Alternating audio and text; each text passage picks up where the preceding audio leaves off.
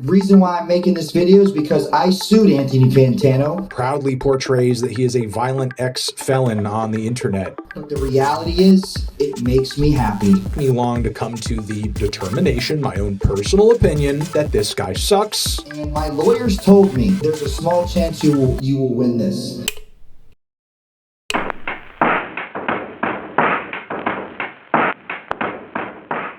Hi. The Court of Law is a stoic and grand place, home to lawsuits surrounding free speech that have significantly shaped the course of American history, and cases in pop culture that have flipped public opinions upside down, and even cases that continue to stir controversy to this day. You cannot deny that cases are important to everyday life, even if you were never to see a major lawsuit yourself. But court cases aren't just reserved for elite superstars and actors, nor are they exclusive to criminals and political discourse.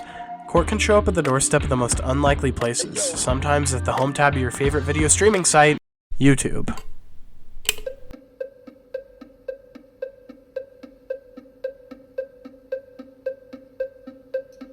Being the platform that most people watch their content on, YouTube is currently one of the biggest platforms on the internet, with a daily influx of 122 million viewers each day in the US alone. One of the most popular subjects on the site being that of music. Whether it be live content or reaction channels, everyone has a niche. Owner of the website The Needle Drop, Anthony Fantano, happens to own a channel by the same name with a hearty 3 million subscribers. Fantano reviews albums and covers controversy in the music scene, and one video that would ascend past the confines of the Red Watch Bar would be one certain rock musician's controversies.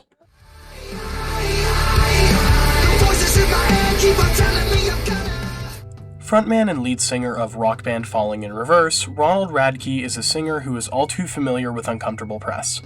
A lot of his publicly displayed persona is the tough guy bad boy, and Fantano takes issue with a lot of his previous outings in public in a video titled This Guy Sucks.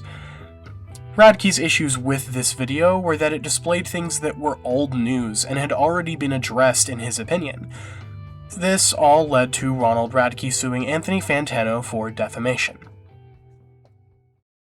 Well, how did this case go? To actually answer that question, I have to go over the main arguments that were levied by both sides. Ronald Radke's main point was that the arguments made in Fantano's video were so scathing and defaming that he had no chance of biting back or adding any kind of argument. He was basically saying that the video was so narrowly pointed that there was no way that he could have any side given within the video, as it was very strictly from the title and the contents shown that Fantano is not one of Radke's fans. The biggest thing that Fantano had going for him was that this was his public opinion. He stated that very explicitly, and I even put it very explicitly at the beginning of this video, the evidence of him saying that. But where the biggest question came into play, and ultimately the one that decided the case, was, is this video truly defaming? Something from the distant past, but very much relevant and mentioned in the case. In 2012, Radke was arrested for domestic assault when at a Kings Island concert, he threw multiple mic stands into the crowd, injuring multiple people that were there to just watch some music.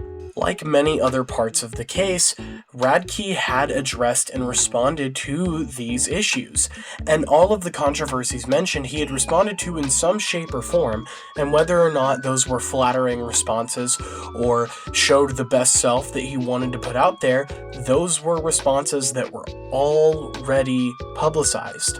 And Fantano covering these responses, factually out there, was not fabricating any kind of false narrative about Radke, and instead was just showing information that was readily available to the public.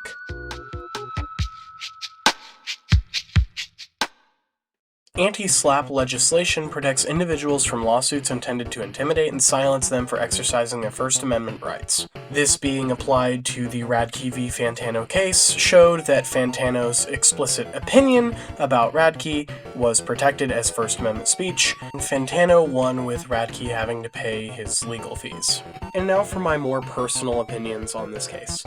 Initially, I learned about this case through Anthony Fantano's YouTube channel, as I am a huge fan of The Needle Drop, both the website and the YouTube channel, And I do have a history of listening to some Falling in Reverse songs, a lot of the more popular ones, so I don't have any nuanced, obscure Falling in Reverse lore to drop on you, but I thought this case was very dumb. I'm not a huge fan of Ronald Radke as a person, and while I immediately wanted to be like, yeah, Ronald Radke sucks, and this is why he lost, I do think that this case was done fairly, and if Fantano had said things that were completely false and made stuff up, and the case went in Radke's favor, I would have been like, yeah, that case went in Radke's favor.